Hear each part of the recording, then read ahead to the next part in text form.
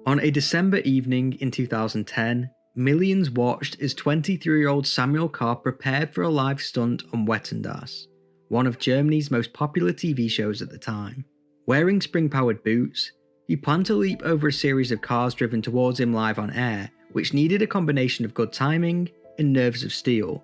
He cleared the early runs, each one raising the stakes in the studio.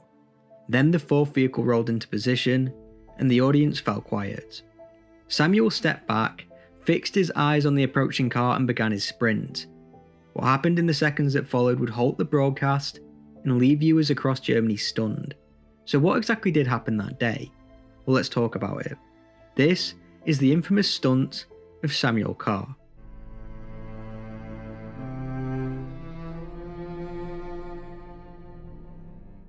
Samuel Koch wasn't a daredevil by nature. Born on the 28th of September 1987, he spent most of his childhood doing gymnastics and was clearly very talented at this, as by age 6 he was competing in countless competitions around Germany. He competed in these competitions until he was around 17 years old, where he started studying acting at the University of Music, Drama and Media in Hanover. Although he had left gymnastics behind, he was still incredibly athletic and was now into stunt performances. This led him to wanting to perform a daring to say the least feat on Germany TV show Wetten. Wetten was, for decades, one of the most successful television programs in Europe and a defining part of German-speaking pop culture. Launched in 1981, the show combined celebrity interviews, musical performances, and most famously, the Wetten, a series of challenges in which ordinary people attempted unusual, risky, or highly skilled stunts. The format drew enormous audiences because it's mixed entertainment with the unpredictability of live performance. At its peak, the show regularly attracted 15 to 20 million viewers, making it the most watched program in German-speaking countries. Major international celebrities appeared on its couch, from Tom Cruise and Michael Jackson to political figures and world-renowned athletes. For guests, being invited onto the show was a sign of broad public relevance. For participants in the challenges, it was a rare national stage where they could win prizes. Although the tone was light and family-friendly, many of the bets involved significant physical difficulty. Some were humorous or bizarre, others required genuine athletic ability, engineering skill or precise timing. While safety precautions were in place, the appeal of the show was always tied to the tension of seeing something attempted live, without cuts or second chances. By late 2010, when Samuel appeared on Wetten, it remained a Saturday night staple. Its viewership had declined slightly compared with its peak in the 1980s and 90s, but it was still considered the flagship program of German public television, a show where millions tuned in expecting spectacle but not disaster. This brings us to the 4th of December 2010, and the show's lineup for the evening was packed to say the least. They were scheduled to have guest appearances from Seth Rogen to Cameron Diaz, and a live performance from Justin Bieber to round off the show. However, Samuel Koch was opening the show to perform his stunt, which, given its viewership, was a massive opportunity for the 23-year-old. Because by his early 20s, Samuel was doing various stunts around Germany, and had one accredited stunt to his name already. The stunt he would be performing would be jump over 5 moving cars, each getting bigger as he progressed. He would do this in what is known as kangaroo shoes. In the days leading up to the show, he and the production team had rehearsed the stunt repeatedly on site, same boots, same vehicles, and same timing. He practiced for days, often falling along the way. However, in his biography he wrote, "I had been doing that jump so often that I almost knew it in my sleep." When the show began, Samuel by all means was ready to perform.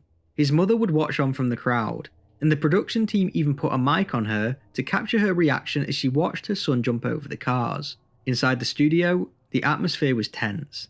The stunt required absolute precision. Producers reviewed safety checks, host explained the setup for viewers at home, and Samuel went through his warm-up on the side of the stage.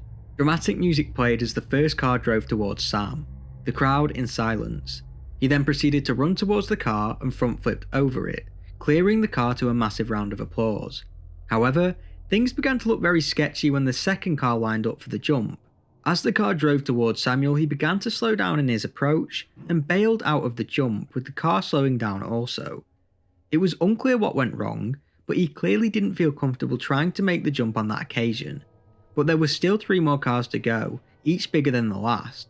He could only fail once, meaning he had no choice but to go through with the other jumps or he would lose the challenge, which, for an aspiring stuntman, probably wouldn't have been the best look. However, things were about to get much, much worse. Now the pressure was on, and the 3rd car drove towards Sam, but he managed to clear the jump with ease. So next came the 4th.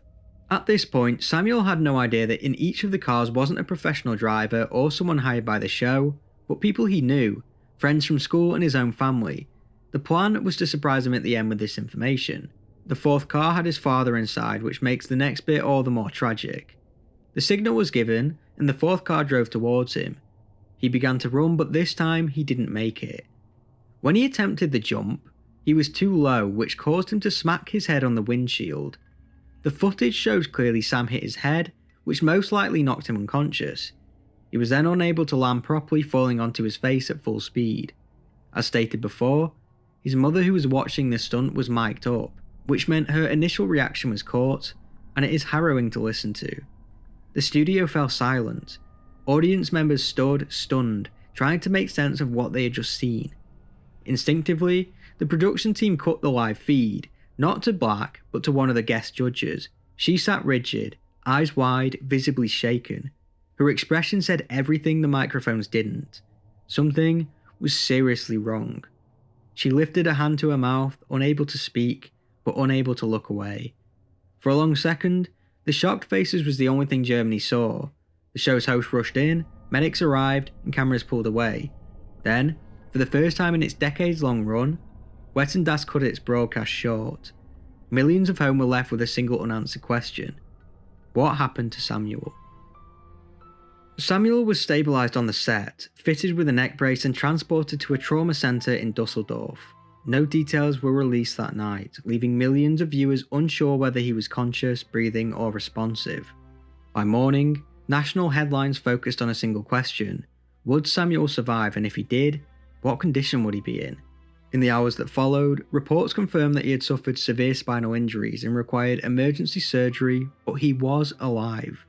Production of Wetten was suspended indefinitely as investigators reviewed stunt safety procedures and the circumstances leading to the accident. Germany's most watched entertainment programme had, overnight, become the subject of intense public scrutiny. Thankfully, Samuel Koch survived the accident, but suffered a severe spinal cord injury, leaving him paralysed from the neck down. Despite the gravity of his injuries, he embarked on a remarkable journey of recovery and adaptation. He also began exploring new ways to pursue his passions. He transitioned into acting, appearing in both stage productions and television roles in Germany. In addition to acting, Samuel became a public speaker and advocate, sharing his story to inspire others facing life-altering challenges. He also authored a book detailing his life, the accident, and his journey forward, so I will link that in the description below. Wetten did continue for a short period after the accident, but the show's popularity began to wane. In 2014, the long-running programme aired its final episode, ending a 33-year-old run. While it occasionally returned in special one-off editions, the regular broadcast series never fully resumed. The incident marked one of the most serious accidents in German live television history. I'm so happy he survived and went on to pursue his passions, and I wish him the best. So whilst editing, I came across this article. Nearly 15 years after his fall on Wetten, Samuel's case has been reopened. He actually never received any compensation because for years, he was legally classed as either a volunteer or an employee, not covered. Now, nearly 15 years on, Germany's Federal Social Court ruled that he wasn't an employee or volunteer of ZDF during the stunt, but he might qualify as a non-insured entrepreneur, a category no one has considered before. So currently, this case has been sent back to Stuttgart Court to decide. Samuel called the ruling bittersweet. Progress, but still no final answer. As always, this is not an AI channel, I do everything myself, so if you appreciate my work, subscribe, and if you want to go that extra step to support the channel, maybe consider becoming a member. Let me know what you think about this case in the comments below, and as always, thank you for watching.